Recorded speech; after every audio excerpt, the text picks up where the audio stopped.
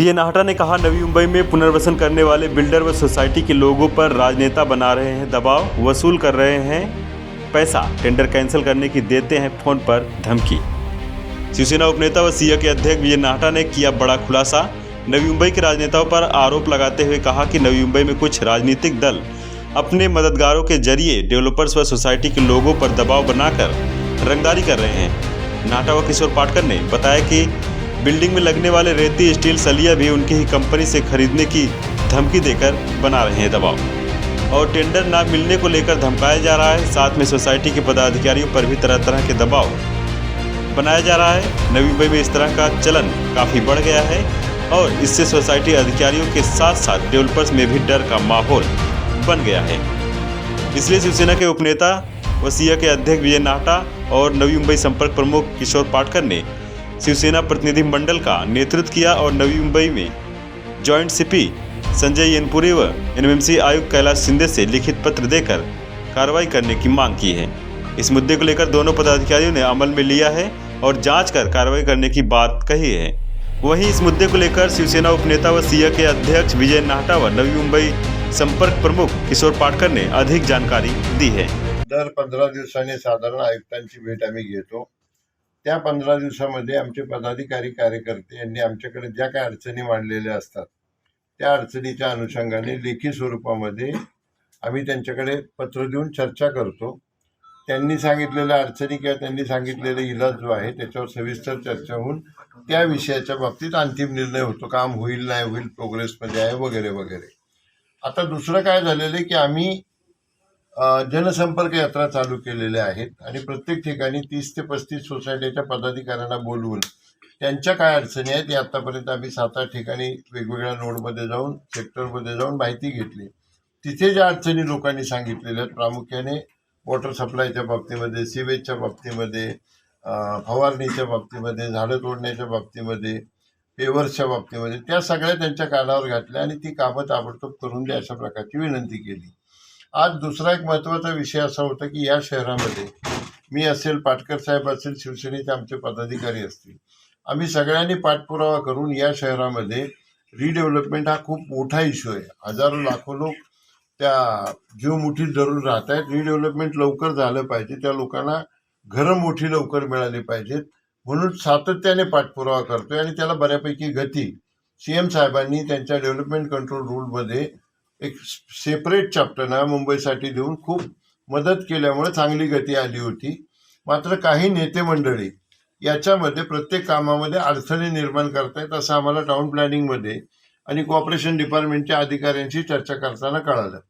त्या ठिकाणी प्रकरणं अनेक दिवस पडून होते। आम्ही म्हटलं तुम्ही पडून का ठेवता, रिडेव्हलपमेंट टॉप प्रायोरिटी आहे। तर ते मग हस्ते परहस्ते ते सांगतात की आमच्या नेत्यांचा दबाव आहे, आमच्या नेत्यांचा दबाव आहे। मग आम्ही नीट माहिती घेतली, काही सोसायट्यांची नावं आमच्याकडे आली, त्या ठिकाणी त्या सोसायट्यांच्या पदाधिकाऱ्यांना दमदाटी करून अमक्या कॉन्ट्रॅक्टरला टेंडर द्या, तमक्यालाच द्या, अमक्याला टेंडरचा फॉर्म देऊ नका, त्याच्यानंतर ह्याच्याच नावाने मंजूर करा, अशा प्रकारची दादागिरी किंवा टेंडर टाकणार तू टाकू नको अशा प्रकारची दादागिरी फक्त पैसे वसूल करण्यासाठी केली जाते असं आमच्या लक्षामध्ये आलं।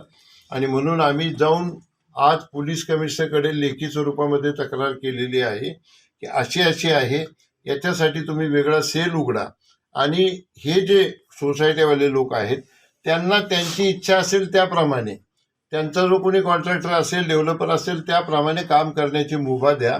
एकेका ठिकाणी 200-200 गुंड पाठवून त्या ठिकाणी सोसायटीच्या पदाधिकाऱ्यांवर दबाव आणला जातो। विलास भोईर आमचे नगरसेवक होते, त्यांच्या भागामध्ये तसं घडलं। गावडे आमचा कार्यकर्ता नेरूळ पूर्वीच्या त्याच्या सोसायटीमध्ये असं घडलं। म्हणजे गुंड पाठवून एजीएमच्या दिवशी विशिष्ट डेव्हलपरला काम देण्यासाठी ही जी दादागिरी चालली, जी खंडणीखोर पद्धतीने काम चाललंय ते बंद करा म्हणून आम्ही पोलीस कमिशनरला सांगितलं, नाही तर आम्ही तक्रार सीएमकडे करू आणि मोर्चा आणू।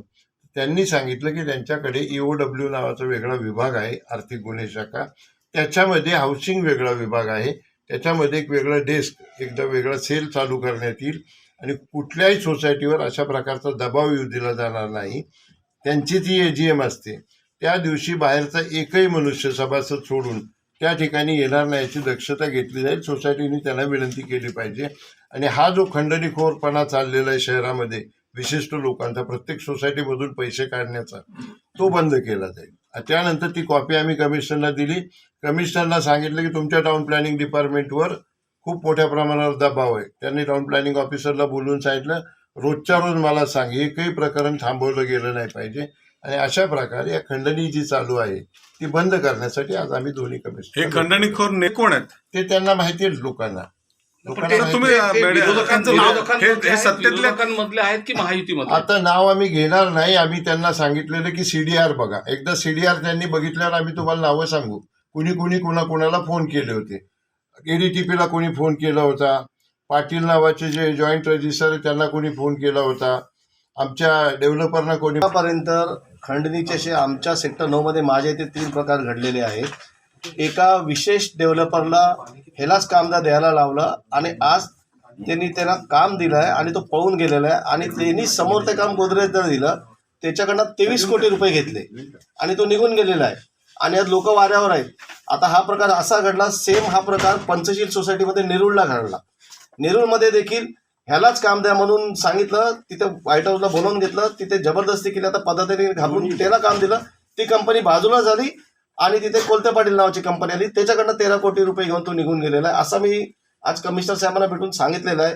म्हणजे ज्याचा काही संबंध नाही तो एक बोगस कंपनीमध्ये टाकतो, वरना दबाव येतो आणि दबाव आला का मग ते बिचारे सामान्य नागरिक त्यांना काम दिलं काय हा बाजूलाच निघून जातो आणि हा पैसे घेऊन निघून जातो. त्याच्यात त्यांचं भाडं निघेल, त्यांचा सोसायटीचा एरिया वाढेल. सुवर्णसागर सोसायटी सेक्टर 9ला पण असंच झालेलं आहे आणि असा प्रकार नेरूरमधल्या बऱ्याच सोसायट्यांमध्ये सुरू आहे.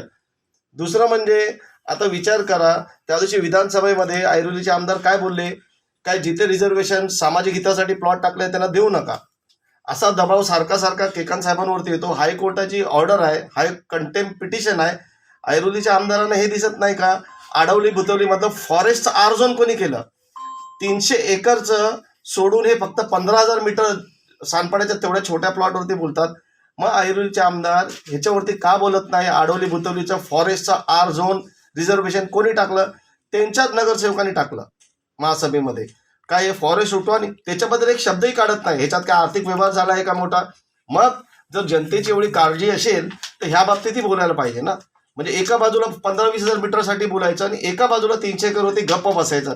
जर ह्यांची सीसी देत नाही तर ह्यांचंही रिझर्वेशन तसंच ठेवलं पाहिजे, तर तिथेही रिझर्वेशन तसंच ठेवलं पाहिजे, अशी त्यांची भूमिका असली पाहिजे. आणि नवी मुंबईमधल्या सोसायटीने जी दादागिरी चालू झालेली आहे ती पहिल्यासारखी चालू झालेली आहे. सेक्टर 9 मधल्या लोकांनी त्यांचं ऐकलं नाही. त्यावेळेला आमच्या इथनं बरोबर त्यांना 10,000 मतं कमी पडली होती. हा प्रकार जर असाच राहिला आणि ह्यांच्यापैकी कोणी आलं तर नवी मुंबईमधली रिडेव्हलपमेंट परत थांबेल आणि परत इथे खूप त्रास होणार आहे. लोकांनी खूप विचार करायला पाहिजे या बाबतीचा. तुम्ही मुख्यमंत्री तुमचे आहेत, तर तुम्ही मुख्यमंत्र्यांकडे ही बाब नजर सांडली का नाही? त्यावर मुख्यमंत्र्यांची काय भूमिका राहील? मुख्यमंत्र्यांनी सांगितलेलं आहे का कोणावर अन्याय व्हायला देऊ नका. कमिशनरला बोलवलं, त्या लोकांना विकासकांना बोलवून घेतलं आणि त्यांना सूचना दिलेल्या आहेत. आता तांत्रिक बाबी ते तपासतात आहे. पण 300 एकरवरती का बोलत नाहीत?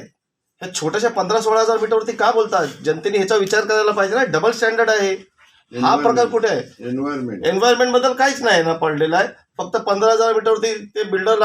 आवाज टुडे पंकज विनोद सिंह रिपोर्ट, नवी मुंबई.